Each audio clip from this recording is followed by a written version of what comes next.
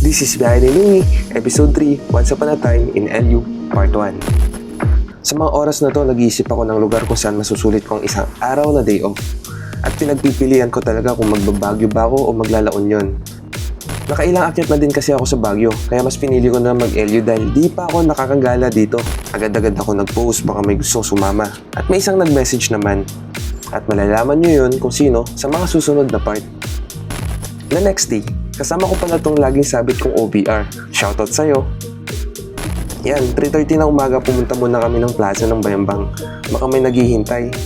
So wala, diretso na kami. Nag-set na ako ng direction sa mapa at nag-take off na.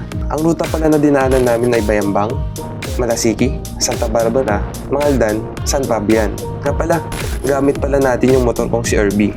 May laman pa naman itong gasolina kaya di muna kami nagpagas. Sarap ng biyahe namin kasi dire-diretso lang, hindi mainit at maayos naman ang kalsada. Kaya mas prefer ko talaga ng bumiyahe ng gantong oras. At ito na nga, LU na! Let's go!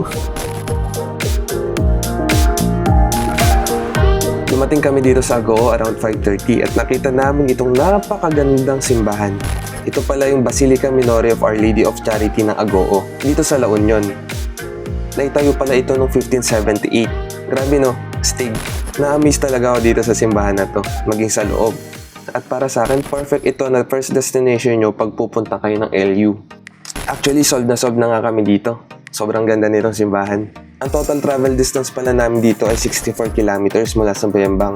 Isang bar lang yung nabawas o nakonsumo nitong si Irby sa gasolina. So pagkatapos namin magsimba, naisipan namin mag-almusal. Na pala, susubukan namin na pagkasyahin yung 500 pesos or kung saan naabot yung 500 pesos mo dito sa LU. Nagdala na rin kami ng tubig para makabawas sa gastos. Kaya samahan nyo kami sa susunod na part para malaman kung saan naabot ang 500 pesos namin. Nakita namin itong Angel's Burger pero sarado pa daw pala. Bali maaga pa naman at di pa naman kami masyadong nagugutom. Kaya pupunta na kami sa susunod na destination kung saan mamamangha tayo sa ganda ng kalikasan dito sa Agoo. At isusunod na rin namin ang gigantic art at temple dito sa San Fernando, La Union. So sa tingin nyo, aabot kaya itong 500 pesos na budget sa buong araw natin sa LU?